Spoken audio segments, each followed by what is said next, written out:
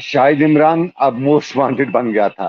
पिछले कई दिनों से कई मामलात सामने आ रहे थे और फिर आज उसने जो डंगी बछा में उसको एफआईआर नंबर 154 या 57 था, जिसमें वो उस पर इल्जाम था कि उसने एक लड़की का जो मामला है जिसपे हमने बहुत बहस की है, उसके खिलाफ, शाहिद इमरान के खिलाफ न सिर्फ एक्सटॉर्शन का केस था बल्कि उसका एक केस जो है वो डंगी बछा पुलिस स्टेशन में दर्ज था और उस पे एक लड़की का स्टेटमेंट था और उस लड़की को यूं कहें तो उसके खिलाफ उसने अ, शब्द नहीं है, अल्फाज नहीं मेरे पास, मैं बताऊं क्या था। तो उस पे उसको पुलिस को वांटेड था और उसने उस पे एंटिसिपेटरी बेल ले रखी थी और आज वो बाजाब्ता तौर पर उसकी जो बेल है वो खत्म हो गई। आज वो दोबारा पुलिस कोर्ट गया था, लेकिन कोर्ट ने उसकी बेल एक्सटेंड नहीं की, रिजेक्ट कर दी। और उसके बाद जब वो कोर्ट से बाहर निकला तो उसके पास जो हमारे रिपोर्टर्स हैं वहां से, वो बताते हैं उसको पुलिस ने अरेस्ट कर लिया और उसको अपने साथ ले गए हैं।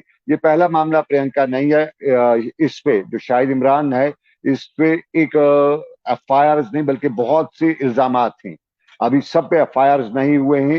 एफआईआर में उसका पहला जो बड़ा गुरखा था, जो उसका आशिक मीर, उसको पुलिस ने एक एफआईआर में पहले दर्ज किया, अरेस्ट किया। उसके अरेस्ट होने के बाद फिर हमारे जो टेलीविजन स्क्रीन पे है, फिर उसके जो लॉयर्स है उन्होंने उसको जमानत करवाई एक केस में, लेकिन फिर दूसरे केस में भी उसको गिरफ्तार किया गया। और इस वक्त उसका जो आशिक मीर है वो एक केस में जमानत तो हासिल कर सका है, लेकिन उसका वो एक्सटॉर्शन का केस है जिसमें उसको 1 लाख रुपए एक्सटॉर्शन भी उससे लिया है। पुलिस ने बताया कि हमने उसे जब्त किया 1 लाख रुपया उसको समेत।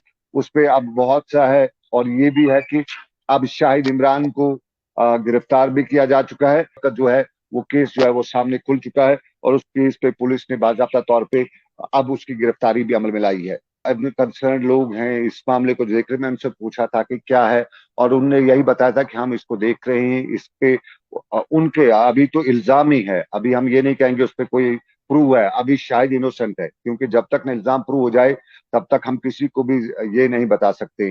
लेकिन एक चीज जरूर है कि वो इस शाहिद इमरान के इस केस से अब आपको मैं बताऊं कि बहुत बड़ा इशू जो है वो पब्लिक के साथ जो खड़ा हुआ है, कि अब तक लोग जो है यहाँ पे किसी को कोई परेशानी होती थी, कोई बीमार होता था, कोई कुछ होता था, तो फौरन उसकी हेल्प के लिए आते थे, डोनेट करते थे, क्राउड फंडिंग में रेस्पॉन्स करते थे। किसी का कोई घर का नुकसान हो जाता था, कहीं आग लग जाती थी, कोई और नेचुरल क्लेमिटी आ जाती थी, तो लोग खुल के कर रहे थे। लेकिन हमने पिछले 5-10 दिनों से देखा कि इस तरह की जो वाकयात थे उनमें ये है कि लोग इस क्राउड फंडिंग से अब दूर रहते हैं। वो अब शक की निगाह से हर किसी को देखते हैं और करेगी। लेकिन अब लोग भी उससे डर रहे हैं, उसको उनको डर तो नहीं है, लोग दूर रहने के, क्या पता है कोई ये शाहिद इमरान वाला किस्सा नहीं हो। और शाहिद इमरान ने जो क्राउड फंडिंग का मामला है इसको इसने बहुत ही ह्यूमिलेट किया है। लोग दिल खोल के दिया करते थे, लेकिन शाहिद इमरान के इस एपिसोड ने जो इसने अपना ट्रस्ट बनाया, और इस ट्रस्ट में सबसे इंपॉर्टेंट है रजिस्ट्रेशन भी नहीं है। वो हमारी एडमिनिस्ट्रेशन के लोग जो है वो क्या कर रहे थे वो भी है कि जो हमारी ट्रस्ट बना देते, नाम निहाद ट्रस्ट, फिर उन ट्रस्ट में एक जर्नलिस्ट का काम होता है रिपोर्ट करना, ना कि उसका काम होता है एक्टिविज्म करना। एक्टिविज्म काम होता है लोगों का जो एक्टिविज्म के साथ जुड़े हैं, वो किस तरह से करते हैं। लेकिन इस शाहिद इमरान के केस से जर्नलिज्म पर भी सवाल उठे हैं और उसके साथ साथ जो एक्टिविज्म है और क्राउड फंडिंग पे बहुत ज्यादा सवाल उठे। और बहुत से लोग देखिए, अभी भी हम देख रहे हैं बहुत से लोग लिख रहे हैं we love Shahid Imran, he is the best.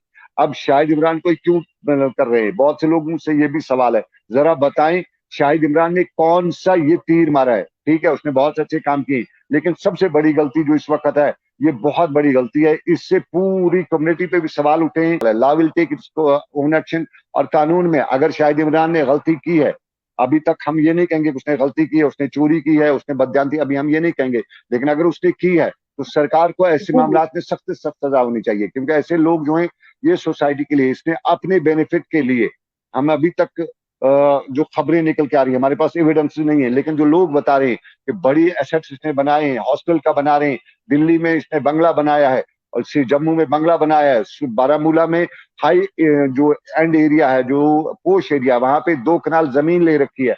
तो ये सारी चीजें जो हैं, एक जर्नलिस्ट होते हुए अपनी जर्नलिज्म कर रहे हैं, ठीक है, आप लोगों की मदद करें, बहुत अच्छा है, लेकिन ये मदद करनी कि इसमें पहले अपना, और फिर हमने सवाल पहले दिन उठाया था, जब मैंने अपना प्रोग्राम किया था मैंने उसमें सवाल उठाया था कि शाहिद इमरान बारामूला में अपने ऑफिस का 40,000 किराया देता है, श्रीनगर के राजबाग में 20,000 किराया देता है। करीबन 10-12 लोग उसके पास, या 20, कुछ लोग कहते हैं 40 लोग उसके साथ काम करते हैं, कुछ लोग कहते हैं 20। तो अगर वो 20 ही लोग हैं और 10,000 के हिसाब से वो तनख्वाह उन्हें दे रहा है, तो ये करीबन 5 लाख रुपए महीने का खर्चा होता है। तो ये 5 लाख रुपया उसकी सोर्स ऑफ इनकम क्या है वो भी सामने रखे, कहाँ से उसके पास इतने पैसे आए। पुलिस को इस मामले में तहकीकात करनी चाहिए।